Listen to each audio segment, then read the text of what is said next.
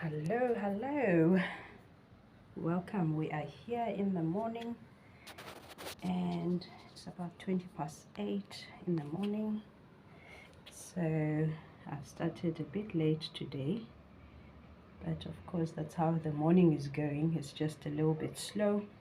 I think it is also because I went to bed a bit late, and this morning when the clock hit, I was contemplating to not go for a run, not a run, walk. I do walk, not running. But then I thought, no, I need to go. Of course, it was difficult to get up, because you'd rather like lie in. But then when I thought about how I feel after the walk, then it was a no-brainer that I have to get up, I have to walk, because then I start the day stronger. So we did that and came back, and my daughter and I were having a conversation, because we're on this run together studying. So I do feel like she is a little bit pressured, a bit of subtle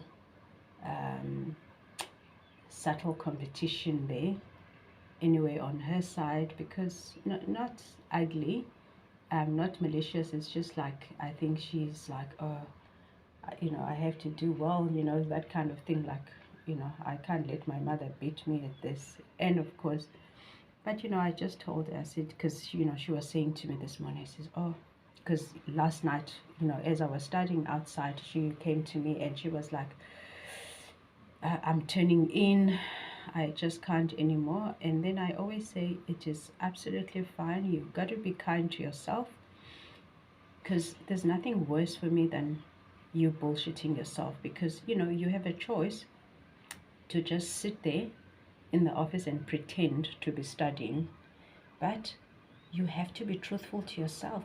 For me, there's nothing worse than bullshitting yourself. Like, I think you can bullshit other people, but you can't bullshit yourself. Like, I mean, people do, but I think it is so violent. For me, I feel that's like the ultimate violence, when you bullshit yourself. Like, it's me, I can't do that to me, I don't know, that's just me. Anyway, so I said, you know what, it's good, you must turn in, you wake up stronger the next morning, it's fine. So she was saying this morning, oh, tonight, because obviously I pressed on, till very late. So she was like, tonight it's her date for, to press on. I said, you know what, there's no pressure for you. I said to her, I said, you know what, let me tell you something. I don't think there's a student alive on this planet that is working as hard as you are. And just understand that, it is what it is. I'm glad that you feel you're not getting enough hours in the day. That's also fine, because it pushes you to work, okay? But I mean, if we look at facts, you are here starting your day 8 o'clock studying, pushing on till mid-afternoon, say what, 2, 2:30, taking a break, starting again late. I said, you can believe it, you're not gonna find, you're gonna be hard pressed, let me say, to find a student who's doing that. So from me to you, you are doing great, okay? I know you have your goals, and and I made an example for her, because I instilled on her, because I did that when I studied in 2012. So I keep a logbook for every subject. Then I document my hours.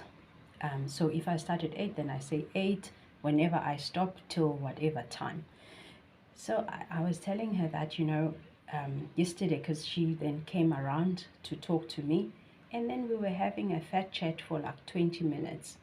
And I explained to her, I said, you know, when we were chatting there, nice chat and whatever. So I take that off my logged hours because I know I did not work that time. So it's not about trying to puff myself up about the work hours that I documented.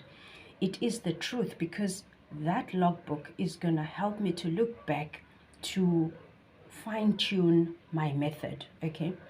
All right. I know that this method is tried and tested and it is perfect. It worked for me brilliantly, you know, when I studied in 2012. So, and although now, I mean, in 2012, I had a full-time job, so I worked from 8 till 5, whatever, come home, do supper, and only started working from 8 till whatever time. So, which means in 2012, I had half the time that I have now. So, even though I feel even now that I'm not getting enough hours in, but the fact is, we know that it's not true, because you know, your brain will tell you something that is not true. And mostly, whatever your brain is telling you is not true. And that is why you always need to test. There's a woman called Byron Katie. She and who's this other guy? He just escapes me. But they have this method where it says, do not trust your feelings. Always test them. Always seek evidence of things, because your feelings, your brain will tell you things that this is happening. Ask yourself, is it true? You know, there's a thing that she has, a method which says what, test your neighbor, or something about your neighbor worksheet, where if you something is bothering you, you have to test it, and most of the time it is not true. Okay, so always seek evidence. So yeah, so here I am at 8:30, almost nearing. It's 7, what, no, it's, yeah, almost like 8:30 now. I was just now checking the time of the video. Yeah, so anyway, I started this because I wanted to show you this beautiful flowering plant. Look here, oh my word, this is so gorgeous. I was just mesmerized by this, because you can see how the others are sleeping, but these two just came out this morning, and I was like, wow, I'm just appreciating the beauty, nature, and yeah, all the beauty around us that we don't get to notice. So yeah, as I am going to start my day, as you can see, I'm all set up outside. Yeah, see the leads going through the kitchen. I love the atmosphere outside because it's, you know, clean air, fresh air. Well, how clean? As clean as it can be, you know what I mean? But at least, you know, fresh air. And you know, my husband was saying yesterday, oh, you worked so late. I said, you know what, I could actually go on, because when you are working outside, your brain is getting so much oxygen that I'm refreshed all the time. But I literally had to stop myself and say to myself, okay, even though I could go on till 2 o'clock or 3 o'clock, I said, no, Tembisa, stop. Because at the end, you know, I always have to be kind to myself and think, you know, I don't want to be burned out, because unfortunately the body will do its thing. You can tell, you can bullshit the brain and be like, yeah, you're going on. Believe it or not, your body's going to stop you at some point. So I have to be mindful. I have to be mindful every time, you know, what I'm doing, and, you know, all of that. Yeah, my fruit is looking a bit dark because I actually don't have, so my husband's like, oh, can I give you figs again? this morning. I said, yes, of course.